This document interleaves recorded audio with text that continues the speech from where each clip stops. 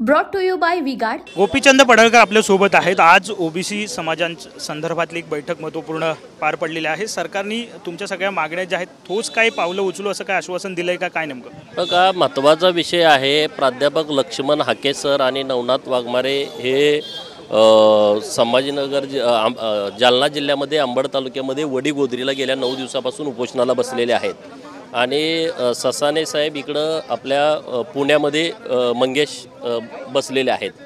तर याबद्दल आता आज सकाळी राज्याच्या मंत्रिमंडळातील 3 मंत्री माननीय गिरीश भाऊ, माननीय उदय सामंत साहेब, माननीय अतुल सावे साहेब आम्ही भेटीला गेलो होतो।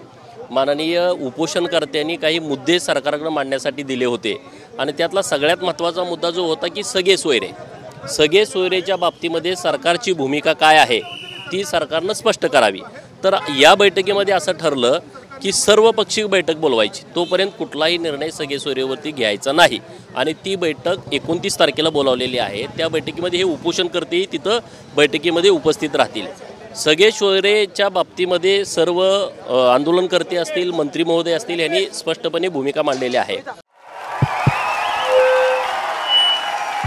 उनका बैकअप सिर्फ कल तक और हमारा चांद तक। हमारा नेता कैसा हो जो नॉन स्टॉप बैकअप दे वैसा हो। अब की बार वी गॉट इन्वर्टर बैटरी का चमत्कार। दुसरा विषय जो आला होता की EWS, SCBC आणि कुणबी म्हणजे ओबीसीतलं सर्टिफिकेट एकच व्यक्ती घेतोय आणि जिथं कुठं जाहिरात येईल तिथं वापरतोय।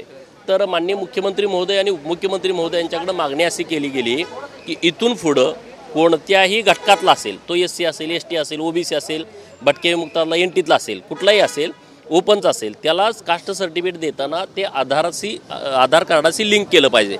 म्हणजे परत त्याला दुसरं दुबार किंवा तिबार असं त्याला सर्टिफिकेटमध्ये घोळ करता येणार नाही। तर ती मागणी सरकारनं मान्य केलेली आहे। दुसरा महत्त्वाचा विषय आहे की OBC खात्याला आता बार्टी, TRTI, महाज्योती आणि सारथी तर यांची जी लोकसंख्या आहे, आता आदिवासींची लोकसंख्या 7% आहे, पण तुम्ही त्यांना 300 कोटीचा निधी देता। तुम्ही बार्टीची संख्या आहे हे 12 कोटी, त्यांना तुम्ही 300 कोटी देता। सारथीची लोकसंख्या तुम्ही 16% धरलेला आहे, तर त्यांनाही तुम्ही 300 देता। आणि ज्यांची OBCचं 27% आरक्षण आहे, म्हणजे ज्यांची संख्या 54% आहे, त्यांना पण 300 कोटी रुपये देता। तर त्या बाबतीमध्ये एक लोकसंख्येच्या हिशोबानं तुम्ही त्यांना बजेट दिलं पाहिजे अशी मागणी आता सरकारनं त्या बाबतीमध्ये मान्य केलेली आहे। तर आता ह्या सगळ्या गोष्टीमध्ये महत्त्वाचा विषय आहे की OBCच्या आरक्षणाला धक्का लागता कामा नये। मराठा समाजाला वेगळं आरक्षण देण्याच्याबद्दल कुणाचं दुमत नाही। सगळ्या OBC मंडळींनी सांगितलं की आम्ही मराठा समाजाला तुम्ही जे वेगळं आरक्षण दिलंय ते टिकवण्यासाठी तुम्ही प्रयत्न करा, त्याच्या बाजूने आम्ही ठामपणे आहोत।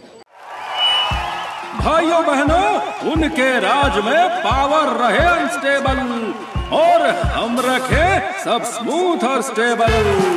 हमारा नेता कैसा हो जो स्टेबल पावर दे वैसा हो। अब की बार वी गॉट AC स्टेबलाइजर का चमत्कार। आंदोलनकर्त्यांची मागणी जी आहे प्रामुख्याने की OBC आरक्षणाला धक्का बसणार नाही असं सरकार म्हणते, परंतु ती लेखी आश्वासन त्यांना हवं आहे, तसं काही चर्चा झाली का? उद्या राज्य सरकारच्या वतीनं माननीय मुख्यमंत्री उपमुख्यमंत्री महोदयांनी 6 मंत्र्यांना सूचना दिलेल्या आहेत तिकडे जायला। मला त्या शिष्टमंडळात सोबत जायला सांगितलेलं आहे। उद्या राज्याचे 6 मंत्री आता उद्या पुणे आणि तिकडे वडीगोद्रीसाठी उपोषणकर्त्याला भेटण्यासाठी जाणार आहेत। मराठा समाजाला पण माझी विनंती आहे की आता सगळे सोयरेच्या बाबतीत काही लोक आता कोर्टामध्ये गेलेले आहेत। आता या मीटिंगमध्ये कळालं की 27 तारखेला त्या बाबतीमध्ये सुद्धा तारीख हायकोर्टामध्ये आहे। मराठा समाजालाही जे काही मिळायचं ते व्यवस्थित पाहिजे, कायद्यात टिकणारं पाहिजे। त्या बाबतीत त्या गोष्टीला OBC समाजाचा कुठलाही कसलाही विरोध नाही। उपसमिती सुद्धा स्थापन करणार आहेत। OBC मंत्र्यांची एक उपसमिती असायला पाहिजे, कारण वारंवार विषय येतात, मग ते अधिकार त्या लोकांना नाहीत। उपसमितीला कॅबिनेटचा दर्जा असतो आणि त्यामुळं उपसमिती गठीत करण्याचं आज ठरलंय। धन्यवाद। साजिद आहे आपल्यासोबत गोपीचंद पडळकर होते। त्यांनी म्हटलेलं आहे की सरकार जरी सकारात्मक असलं तरी सुद्धा सर्वपक्षीय बैठक जी आहे ती होईल आणि त्यानंतरच योग्य तो निर्णय जो आहे तो सरकार घेणार आहे। कॅमेरामन योगेशसह Vinayak Dawrung, TV9 Marathi, Mumbai. Brought to you by V-Guard.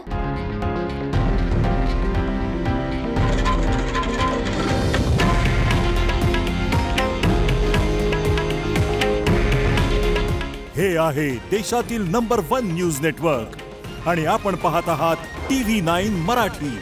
काळजी तुमची, हित महाराष्ट्राचं.